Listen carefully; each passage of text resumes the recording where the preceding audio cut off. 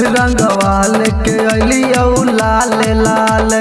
बिरिया अरे गुलाल लाल दोनों भौजी के रंग बहु गाल गाल तोहर भौजी हथुन जबरदस्त जस्त गोलुआ के भौजी मस्त मस्त गोलुआ के भौजी रे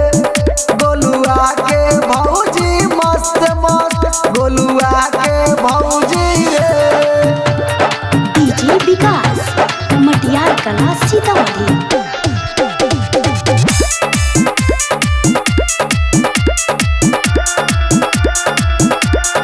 रंग लगावल जाई चोली के भितरिया चला हो लेके लम्हर पीछ करिया चला हो लेके लम्हर पीछ करिया रंग लगावल जाई चोली के भितरिया चला हो लेके लम्हर पीछ करिया रंगवाल के अलिया लाल लाल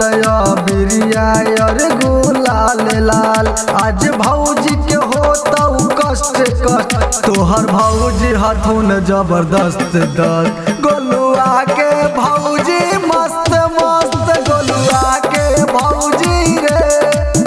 गोलुआ के भौजी मस्त मस्त गोलुआ के भौजी रे। डीजे विकास मटियार कला सीतामढ़ी।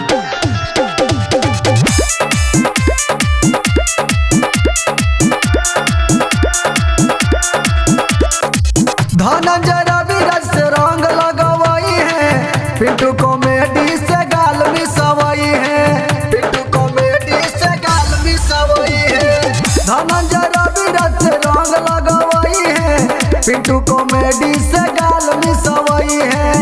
रंगवाल के अलिया लाल लाल बिरिया अरे गुलाल लाल रंग भौजी के गोरे गोरे गाल गा यही होली हमन के लास्ट लास्ट गोलुआ के भौजी मस्त मस्त गोलुआ के भौजी रे गोलुआ के भौजी मस्त मस्त गोलुआ के भौजी